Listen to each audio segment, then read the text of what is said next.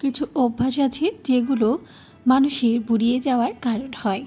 যেমন অতিরিক্ত চিনি খেলে শরীরে কোলাজেনে ক্ষতি করে, চামড়া ঢিলে হয়ে যায় আর এতে শরীর দ্রুতই বুড়িয়ে যায়।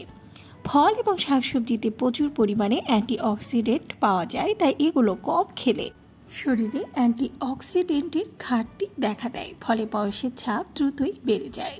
যারা নিয়মিত ধূমপান করেন তাদের মুখের চারপাশের ত্বকে ফাইন লাইন দেখা যায়, এটা কপালের চারপাশের ত্বকে প্রভাব ফেলে, এর ফলে দ্রুতই বয়সের ছাপ পড়ে যায়। অতিরিক্ত অ্যালকোহল পানের ফলে দেহে চর্বি জমে, ঘুমের সমস্যা দেখা যায়। বর্তমানে দ্রুত বুড়িয়ে যাওয়ার অন্যতম কারণ কিন্তু আরেকটি হলো মোবাইল ফোনে আসক্তি। দীর্ঘক্ষণ এই পজিশনে বসে মোবাইল ব্যবহারের ফলে শরীরের জয়েন্টগুলোতে প্রভাব পড়ে আর এতে দ্রুতই বুড়িয়ে যায় শরীর। শারীরিক কসরতের অভাবে শরীর দ্রুত বুড়িয়ে যায়। তারুণ্য ধরে রাখতে চাইলে প্রতিদিন ব্যায়াম করতে হবে।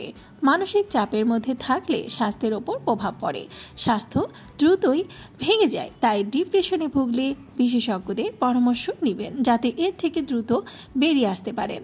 প্রতিদিন 1 কাপ কফি পানি যথেষ্ট, এর বেশি পান করলে শরীরের ওপরে প্রভাব পড়বে।